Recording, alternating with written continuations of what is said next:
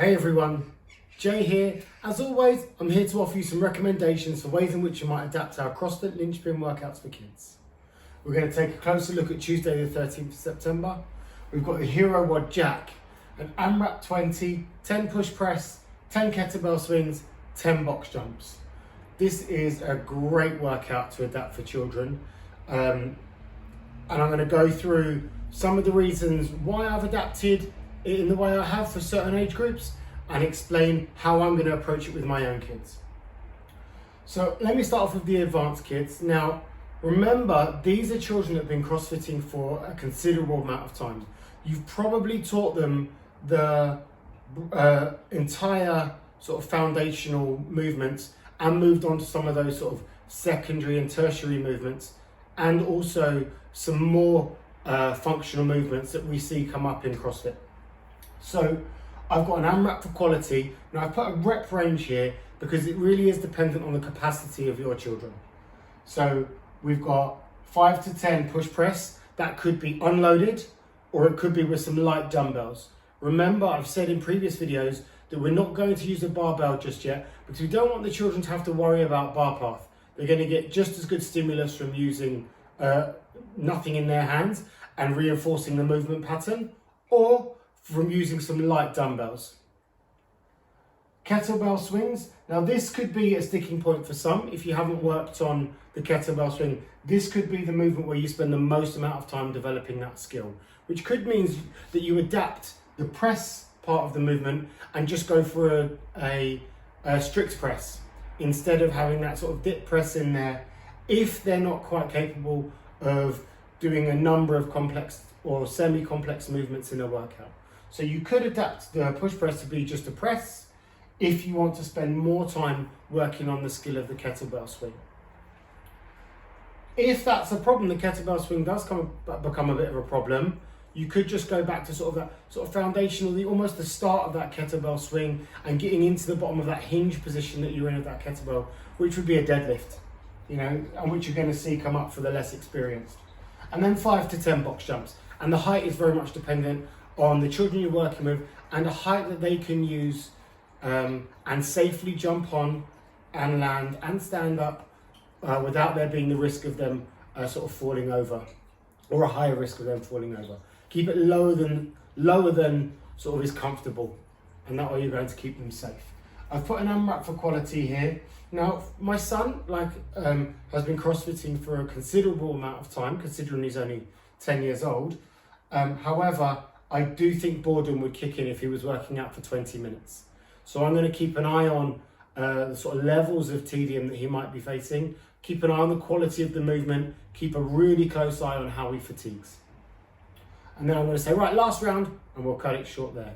I think in the region of 10 to 12 minutes for your most advanced children, the children that have been doing it for a long time, and they have a significant capacity. It could be longer, depending on the children you're working with. If you've got some teens, they could be, with the right stimulus, they could be hitting closer to 20 minutes. So for our less experienced children, because I didn't want to layer on too many things to teach, I've got a handstand hold progression. So I'm going to pick one progression for this session to focus on. It could be that it's a stink bug. It could be that stink bug position. I have videos showing you the handstand hold progressions. It could be that it's just a handstand hold, depending on their experience and their skill level.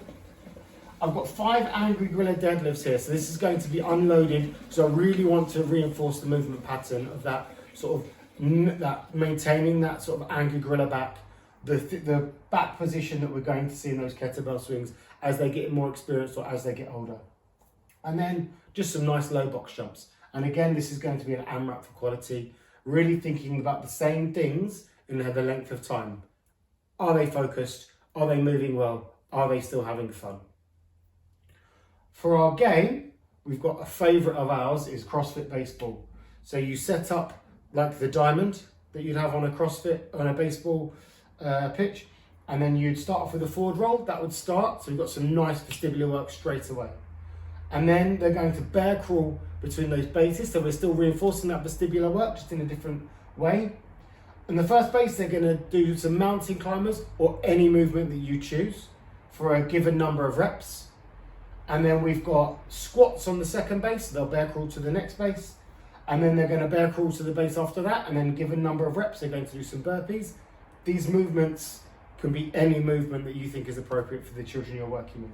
And then at the home, they're going to throw the ball into a target. If they get the ball into a target, they're going to score a point.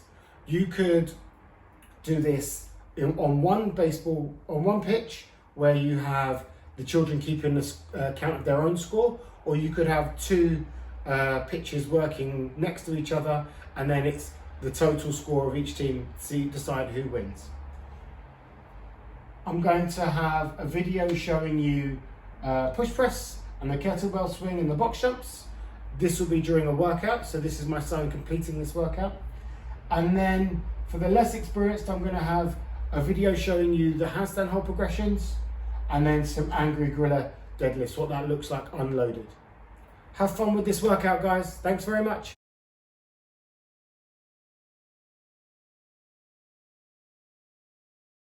So here I'm going to go through some handstand progressions.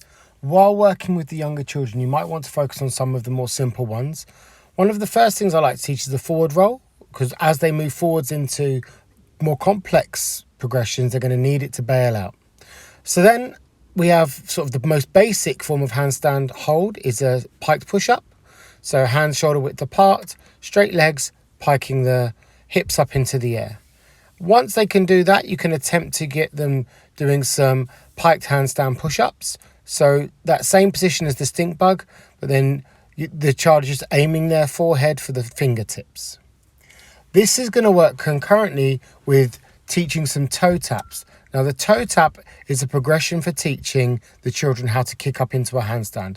As they get progressively better at the toe taps, you can gradually lower the box, which you're going to see now.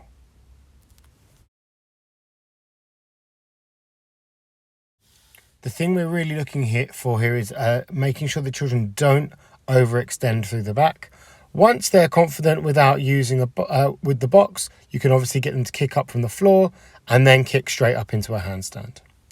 This is also going to work concurrently with wall walks, getting the children used to that inverted position. And this is scalable depending on the ability for the children to maintain their midline stability. So you're going to walk them up halfway, then maybe 3/4 of the way, and then gradually move them up until they're completely inverted the whole way, maintaining a good position.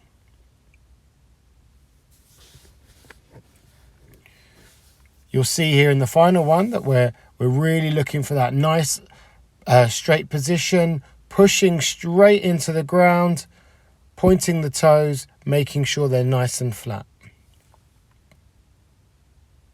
Once they're confident with that full inverted wall walk and they've got the toe taps, you can move them into a full kick-up handstand. Following these progressions, very, very shortly, you'll be surprised at how quick it happens. The children can really easily then move into having the ability to do strict handstand push-ups. I've just put some alternative options once they've got their strict handstand push-ups, some things that your children can play around with during some of their additional skill work, like a handstand walk, or some wall game ideas where you might have some competitions with other children or individually, depending on the size of your group or who you're working with. So we've got side-to-side traverse,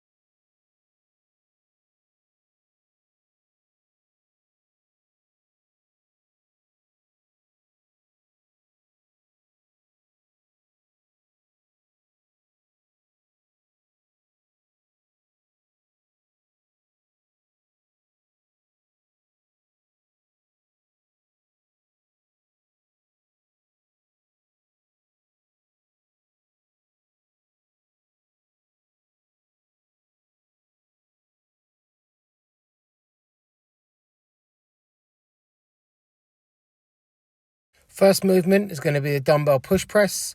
I want you to notice how Jonah's elbows are pointing down to the floor but slightly in front. His dip is quite shallow and he's aiming to keep his shoulder and hips in line as he dips down, to keep him that straight dip up and down. Next movement is going to be a kettlebell swing.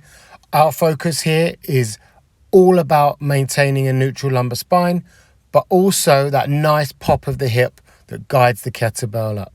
I'm not worried too much whether he gets all the way to the top of the height of the swing, but if he does, fantastic. The main thing are those 2 points, the hip pop, but also maintaining that lumbar curve. Box jump is a soft landing, knees tracking toes as he lands, standing all the way up to full extension, stepping down for safety.